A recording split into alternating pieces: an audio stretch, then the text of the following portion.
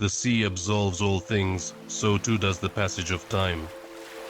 The sea allows us to understand time and see it as the gods do, forever swirling, twisting and flowing above a bed of darkness. The old man's voice tremored slightly as he spoke those last words. A bed of darkness.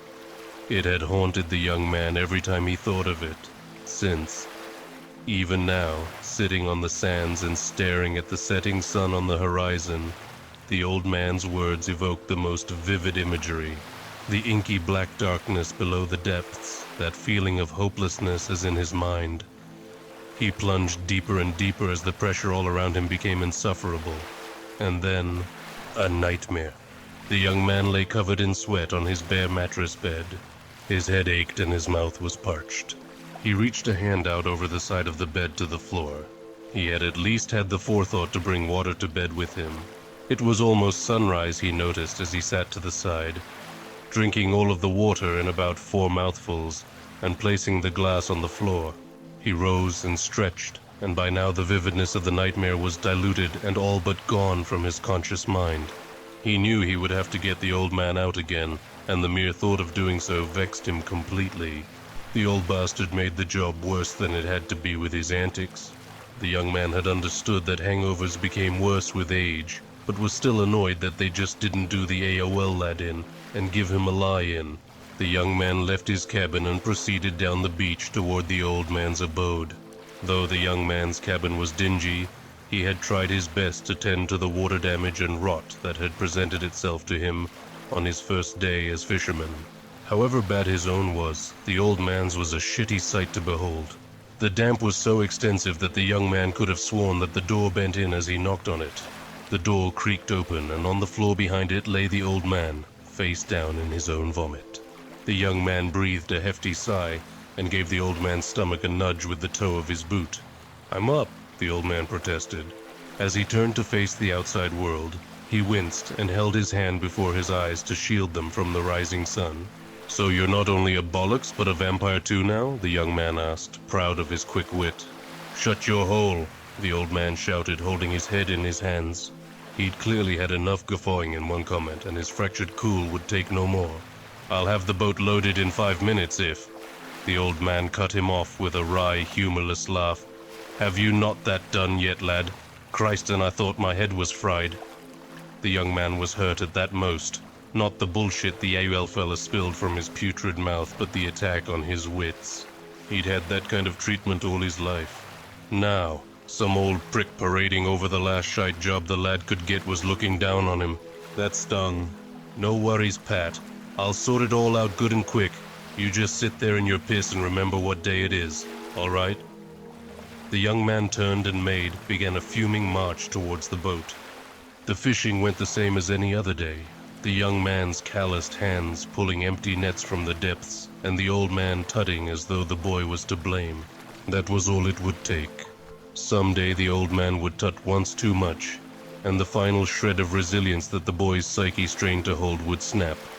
And then some fisherman's boat would raise their net and be greeted by the AUL bastard's melted face, all milky-eyed and bloated. Hopefully they'd tut, throw him back and try again. The boat wheezed and creaked as it swayed as though waltzing on the sea.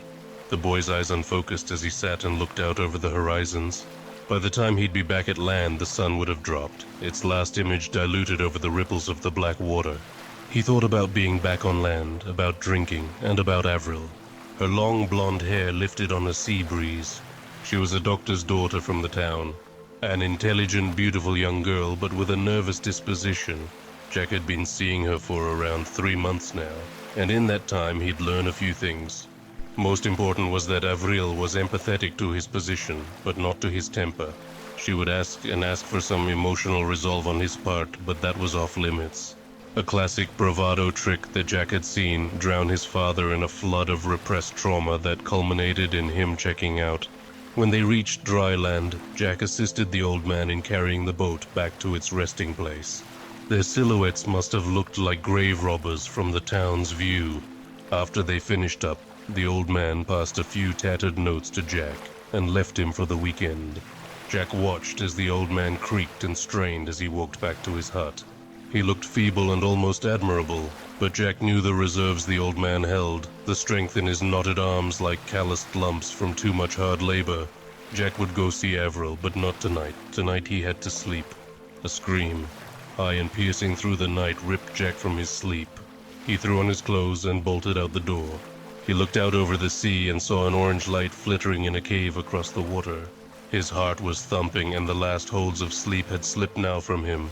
He debated going back to the old man and get his opinion, but thought better of it. He'd have to do it himself. Another scream pierced his eardrums and carried across the water like the call of a siren. He knew it was from the cave. He turned the boat over and tracked it through the sand, grabbed a paddle from the beach and plunged it through the inky black water and out to sea. As he approached the cave, he saw a large silhouette dancing and jerking spasmodically in the lantern light in the cave projected on the stone walls like a shadow play of horror.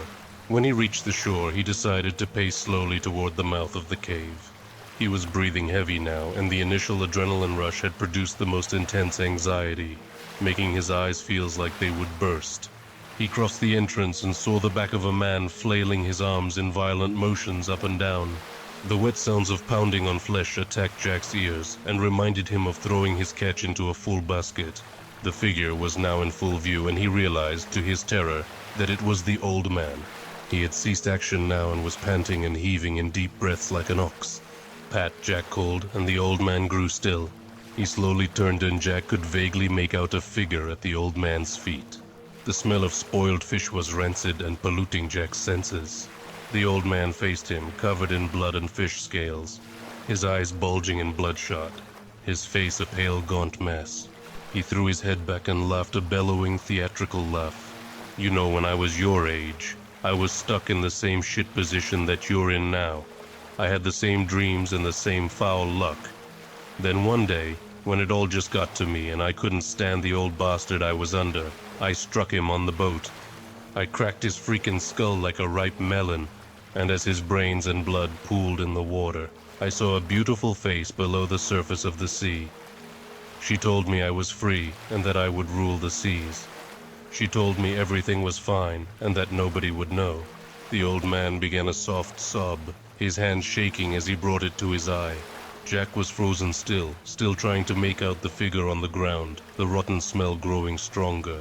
"It was a mermaid, Jack. I swear, with God as my witness. She saved me, Jack, saved me from harm.